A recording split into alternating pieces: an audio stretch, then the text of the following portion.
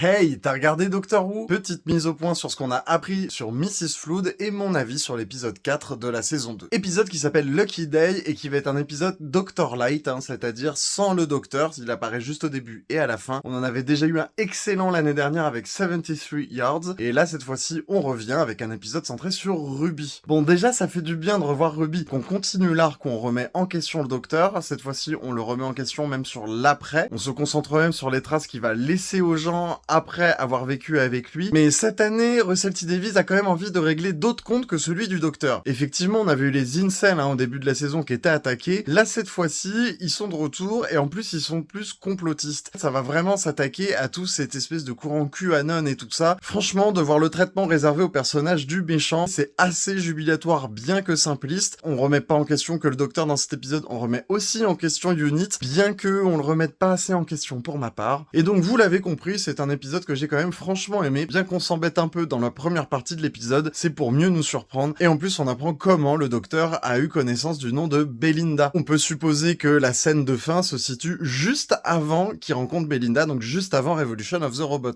Bon, et maintenant Mrs. Flood. On voit Mrs. Flood à la fin de l'épisode, et cette fois-ci avec un truc en plus. Elle s'appelle The Governor. En plus dans les sous-titres il y a une majuscule, donc ça pourrait être son vrai prénom. Et si on rattache à la mythologie Doctor Who auparavant, ça réfère à la secte qui avait ressuscité le maître dans End of Time, à la fin de l'ère Russell T Davies. Donc sachant qu'on a vu une main féminine récupérer la dent du maître à la fin de l'épisode The Giggle, ça pourrait être finalement un dieu du chaos qui orchestre la résurrection du maître. Ce qui rajoute une couche à toutes les théories qu'on a faites autour du personnage, je vous invite à regarder la vidéo, ou ce qui pourrait nous faire partir dans une direction complètement opposée, c'est-à-dire que cette histoire de descendance du docteur ne sera là que pour nous tromper, car là on parlerait d'une descendance du maître. Et du coup la mission de Mrs. Flood serait tout simplement de le ressusciter. Bref, j'ai hâte d'en savoir plus, j'ai hâte de voir la suite, à la semaine prochaine.